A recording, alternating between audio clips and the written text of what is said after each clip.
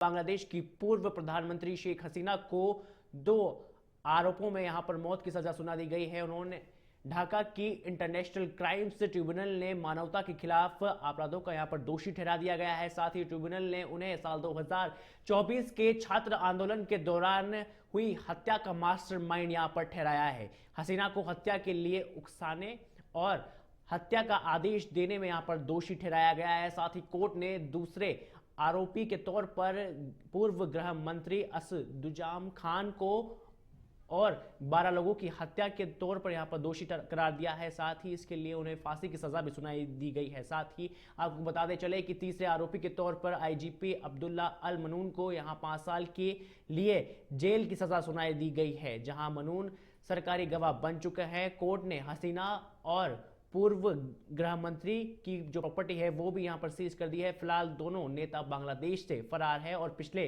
15 महीने से भारत में रह रहे हैं।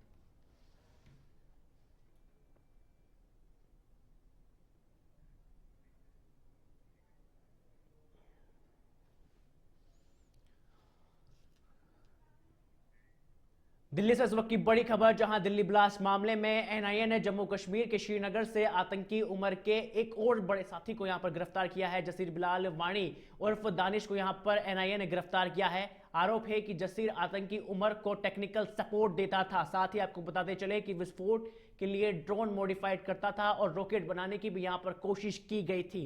एनआईए के मुताबिक जसीर आतंकी उमर का प्रमुख सहयोगी है जो अनंतनाग के काजीकुड़ का रहने वाला है। साथ ही आपको बताते चले कि दिल्ली ब्लास्ट में इसकी सक्रिय भूमिका भी रही, जहां डॉक्टर उमर के साथ मिलकर ब्लास्ट की प्लानिंग में ये शामिल था। तो देखिए एनआईए ने एक और बड़ी यहां पर गिरफ्तारी की है। आतंकी उमर को ये देखिए टेक्निकल सपोर्ट देता था जसीर। देखिए तमाम वो तस्वीरें जो दिल्ली के दिल के अंदर छेद की गई वाली वो तस्वीरें हैं, जो देश के लिए एक बड़ा ही सदमा पहुंचाने वाली ये पूरी घटना थी, जहां आतंकी उमर का साथी जसीर को भी अब पुलिस ने यहाँ माफ कीजिएगा एनआईए ने यहाँ पर गिरफ्तार किया है। जम्मू कश्मीर के श्रीनगर से इसे गिरफ्तार किया गया है।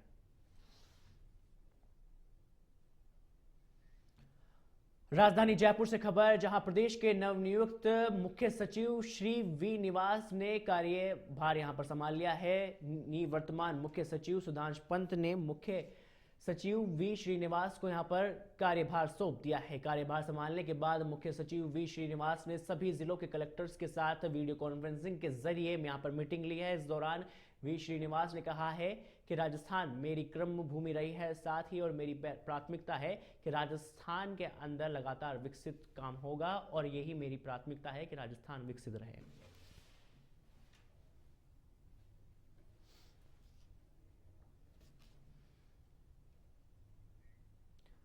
राजधानी जयपुर से खबर, जहां जयपुर में सांसद खेल महाउत्सव की शुरुआत हो चुकी है, जहां एसएमएस स्टेडियम में शुभारंभ समारोह के अंदर राजस्थान की उप मुख्यमंत्री दिया कुमारी पहुंची, तो वहीं खेल मंत्री राज्यवर्धन सिंह राठौड़, कैबिनेट मंत्री जोगाराम पटेल भी इस कार्यक्रम के अंदर शिरकत करने पहुंचे, जहां उन्होंने खेल महाउत्सव का औपचारिक उद्घाटन किया। उनके साथ जयपुर सांसद मंजू शर्मा, मालवीय नगर विधायक कालीचरण सराफ और सिविल लाइन से विधायक गोपाल शर्मा सहित बड़ी संख्या में लोग मौजूद रहे। और ये महोत्सव 17 नवंबर से 25 नवंबर तक आयोजित किया जाएगा। इन 9 दिनों तक विभिन्न मैदानों में अलग अलग प्रतियोगिताओं का आयोजन भी किया जाएगा। इस प्रतियोगिता में मंडल, विधानसभा, लोकसभा स्तर की टीमें हिस्सा ले रही है और इसके साथ ही महिलाओं और दिव्यांग खिलाड़ियों के लिए भी अलग सी व्यवस्था की गई है। आपको बता दें कि कबड्डी, वॉलीबॉल, दौड़ और पारंपरिक खेलों सहित कई इवेंट महोत्सव में शामिल किए गए हैं।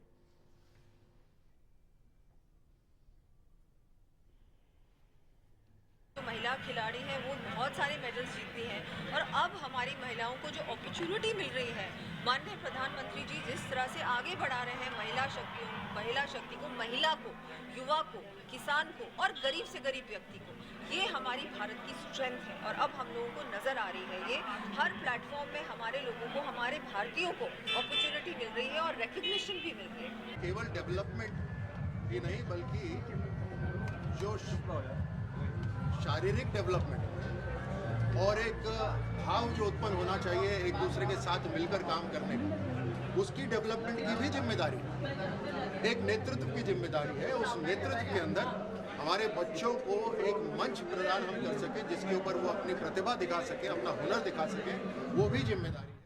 अब खबर टोंक से है, जहां कांग्रेस के वरिष्ठ नेता सचिन पायलट आज टोंक पहुंचे। इस मौके पर डीसीसी में फूल मालाओं से सचिन पायलट का जोरदार स्वागत किया गया। इस दौरान सचिन पायलट ने बीएलए शिविर प्रशिक्षण में यहां पर भाग लिया और कार्यकर्ताओं व पदाधिकारियों से सीधा संवाद भी स्थापित किया। इस मौके पर जिलाध्यक्ष हरिप्रसाद बैरवा, हंसराज फागना, हंसराज गुंजल सहित कई बड़े कांग्रेसी कार्यकर्ता बड़ी संख्या में यहां पर मौजूद रहे।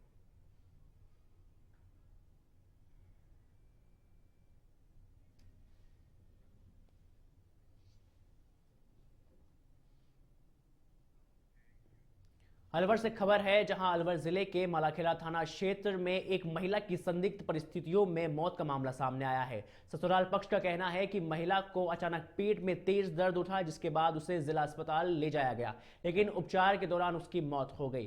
प्रारंभिक जानकारी में जहर खाने का शक यहां पर बताया गया है, जिससे प्रशासन और पुलिस सतर्क हो गई है। मालाखेड़ा एसडीएम ज्योति कांवरिया ने मौके पर जाकर पोस्टमार्टम करवाया और शव परिजनों को यहां पर सौंप दिया है। मृतका का जेठ का कहना है कि परिवार को जहर खाने की कोई भी यहां पर जानकारी नहीं थी और महिला की तबीयत अचानक बिगड़ गई थी। साथ ही पुलिस मामले की फिलहाल गंभीरता को देखते हुए जांच में जुट चुकी है और पोस्टमार्टम रिपोर्ट आने के बाद ही मौत की वास्तविक वजह स्पष्ट हो पाएगी।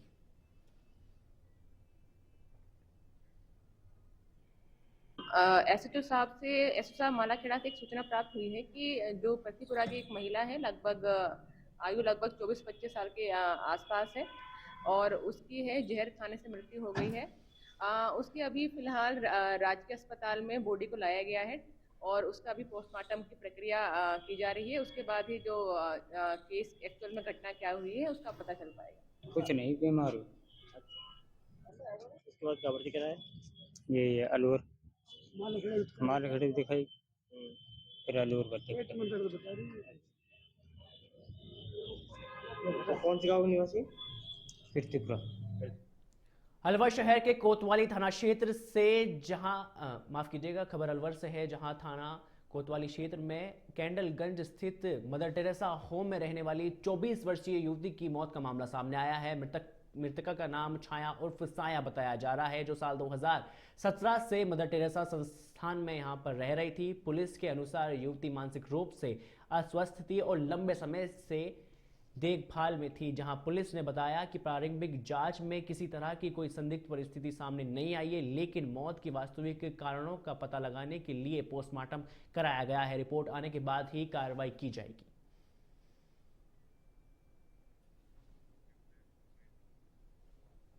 ये मदर टेरेसा कैडलगंज अलवर में 5/2/2017 से एक लड़की भर्ती है, जो पहले जब भर्ती हुई थी जब 17 साल की थी, आज वो 25-26 साल की है, जो बीमारी से अचानक खाना खाने के बाद बीमार हुई, बीमारी से उसकी मौत हो गई, जिसका पंचायतनामा पोस्टमार्टम की कार्रवाई करवाई गई है। डॉक्टर साहब जो भी राय देंगे पोस्टमार्टम होने के बाद में जो। जयपुर से खबर है, जहां उत्तर पश्चिम रेलवे प्रधान कार्यालय में सोमवार को धरती अम्बा भगवान बिरसा मुंडा की जयंती के उपलक्ष्य में जनजातीय गौरव दिवस श्रद्धा और उत्साह के साथ यहां पर मनाया गया। कार्यक्रम की शुरुआत भगवान बिरसा मुंडा के चित्र पर माल्यार्पण कर, साथ ही मुख्य जनसंपर्क अधिकारी शशि किरण ने बताया कि सभा कक्ष में आयोजित इस कार्यक्रम में विभिन्न यूनियनों के पदाधिकारियों एवं कर्मचारियों ने भाग लेते हुए भगवान बिरसा मुंडा के जीवन और उनके संघर्ष के साथ ही स्वतंत्रता आंदोलन में योगदान और उनके आदर्शों पर विचार प्रस्तुत किए।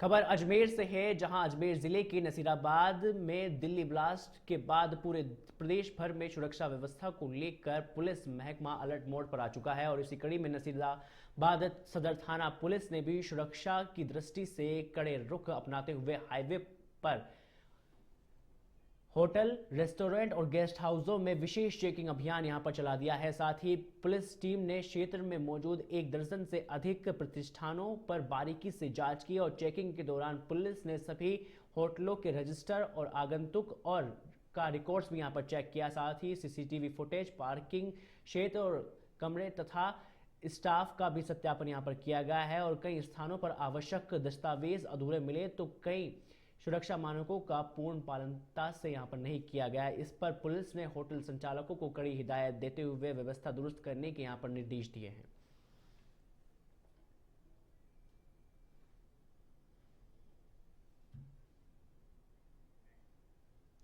खबर अलवर से है, जहां कफनवाड़ा गांव निवासी छात्र अजीत चौधरी का शव रूस से 28 दिन के बाद गांव लाया गया। अजीत रूस में एमबीबीएस की पढ़ाई कर रहा था और 19 अक्टूबर को उर्फा शहर में लापता हो गया था। 6 नवंबर को उसका शव मिला, जिसके बाद रूसी पुलिस और भारत सरकार की ओर से ऑफिशियल जो कार्रवाई होती है वो यहाँ पर शुरू की गई। वहाँ उर्फा शहर में पोस्टमार्टम भी करवाया गया, जिसके बाद शव दिल्ली पहुंचा और वहाँ से अलवर लाया गया। साथ ही आपको बता दें कि जहाँ जिला अस्पताल में पोस्टमार्टम के बाद गांव में अंतिम संस्कार किया गया।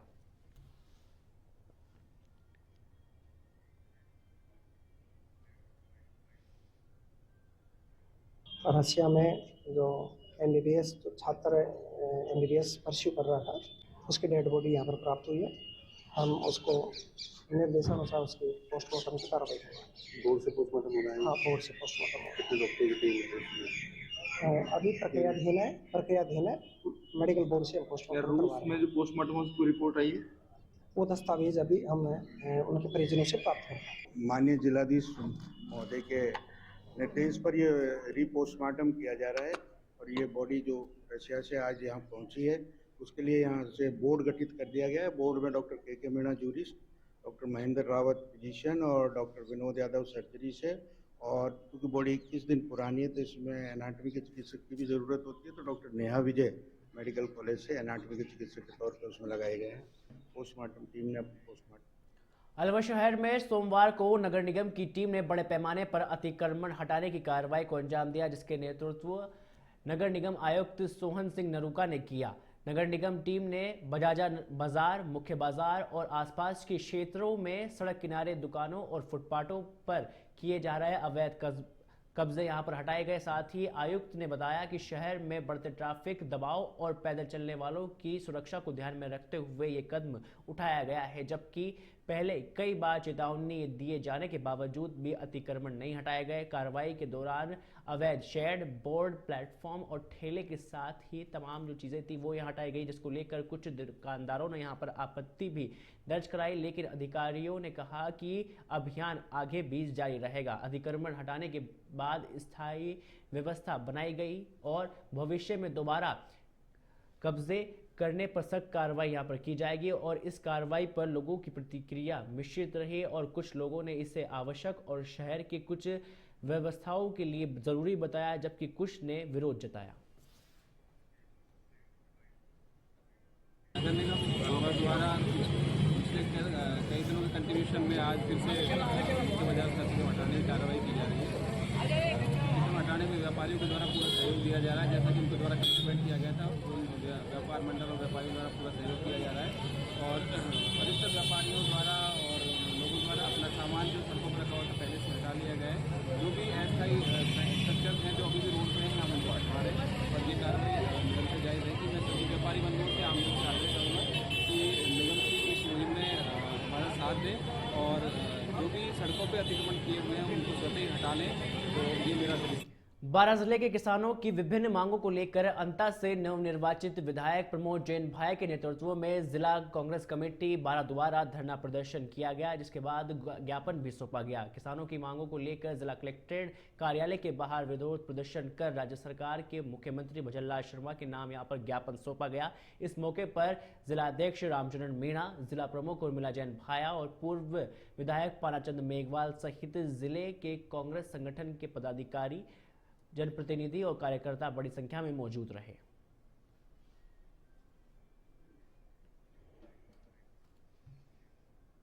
बारां जिले में अतिवृष्टि के कारण जो फसलें 3-3 बार किसानों ने बोई और अतिवृष्टि से वो खराब हुई, सरकार को चाहिए था कि तुरंत मुआवजा वितरण होना चाहिए था। हमने 1 महीने पहले भी धरना लगाया था और जिला कलेक्टर जी के माध्यम से माननीय मुख्यमंत्री जी को ज्ञापन भिजवाया था। किसानों की भावना से उनको अवगत करवाया लेकिन अभी तक मुआवजे का पता नहीं है।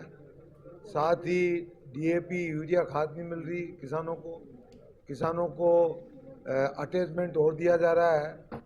अलवर के खेडली में दहेज मुक्त भारत अभियान के तहत जगत गुरु संत रामपाल महाराज के अनुयायियों ने रविवार को गुरुवाणी के मार्गदर्शन पर सादगीपूर्ण विवाह संपन्न करवाया, जहां सुबह 10 बजे से ही आयोजित आध्यात्मिक सत्संग में लोगों ने भरकर यहां पर नैतिक संस्कार अपनाने और समाज को नशा मुक्त और दहेज मुक्त बनाने का यहां पर संकल्प लिया। सत्संग के बाद कस्बा निवासी गुंजन दासी का विवाह शाहपुरा के शुभम दास से बिना सेहरा, बिना घोड़ी, बिना मेहंदी और बिना नाच गाने के साथ यहां पर करवाया गया। केवल रक्षा सूत्र बांधकर 17 मिनट में ही पूरा यहां पर विवाह करवाया गया। ये प्रयास फिजूल खर्ची और दिखावे को रोकने और साथ ही दहेज जैसी कुरीतियों को समाप्त करने और समाज में जागरूकता फैलाने के उद्देश्य से यहाँ पर किया गया है। और इस दौरान बड़ी संख्या में लोग मौजूद रहे जो संत रामपाल महाराज के ज्ञान से प्रभावित होकर दहेज मुक्त और सादगीपूर्ण विवाह को बढ़ावा दे रहे हैं।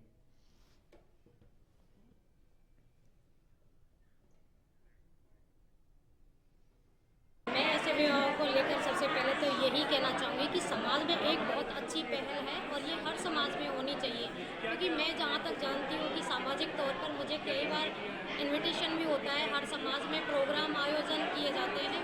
उसमें एक सबसे पहला मुद्दा यही आता है कि दहेज मुक्त होना चाहिए, मृत्यु भोज नहीं होना चाहिए, वो नहीं होना चाहिए। तो समाज में जितनी भी कुरीतियाँ जो फैली हुई है वो कम होनी चाहिए, ख़त्म होनी चाहिए। हम संत रामपाल जी महाराज के शिष्य हैं और हमारी वेद जो शिक्षा है, क्योंकि दहेज एक सामाजिक अभिशाप है और आज ऐसी बहुत बहन बेटियाँ जो समय से पहले काम करती हैं।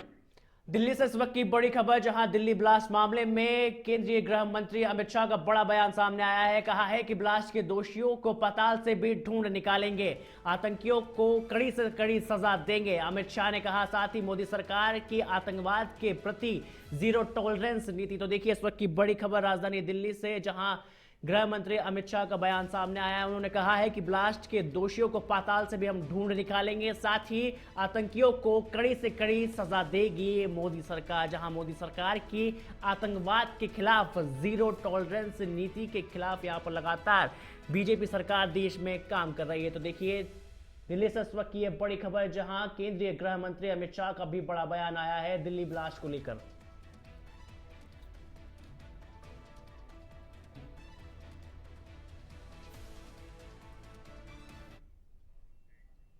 खबर 12 से है, जहां गर्ल्स कॉलेज में छात्राओं ने जोरदार प्रदर्शन किया, जहां छात्राओं ने शौचालय, पीने का पानी और भवन मरम्मत की मांग को लेकर यहां पर विरोध दर्ज करवाया है। और इस मौके पर छात्राओं से समझाइश करने के लिए खुद एसडीएम पहुंचे। प्रदर्शन के दौरान बड़ी संख्या में छात्राएं इस दौरान मौजूद रही।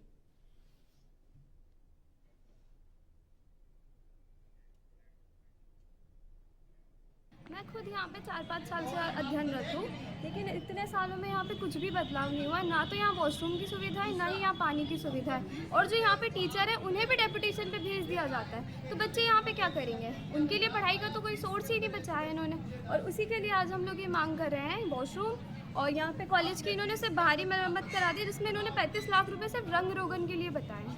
उस अंदर का कुछ भी नहीं हुआ है, वॉशरूम वैसा का वैसा ही जर्जर है। और साथ में पानी की व्यवस्था, आप पानी देखेंगे उसमें कीड़े पड़े हुए हैं। कि सबसे बड़ी मांग तो हमारी ये है कि जो यहाँ के जो टीचर है वो प्रतिनियुक्तियों पर है, या तो वो वहीं पढ़ा ले या फिर वहीं यहीं पढ़ा ले। दूसरी हमारी बड़ी मांग है लेबोरेटरी, लाइब्रेरी, शौचालय और प्लेग्राउंड, ये मुख्यतः मांगे हैं। कई बार विद्यार्थी परिषद ने ज्ञापन दे दिया गया है, लेकिन उस ज्ञापन का कोई संज्ञान में लिया है और कोई प्रशासनिक अधिकारी यहाँ पे सुनवाई के लिए नहीं आता है। तो आज विद्यार्थी परिषद कॉलेज मेन गेट पे ताला लगा के बैठी है, और जहाँ तक हमारी मांगें पूरी नहीं हो जाती या फिर जहाँ तक कोई भी उच्च अधिकारी हमारी मांगों को सुनने के लिए नहीं आ जाता, हमें उचित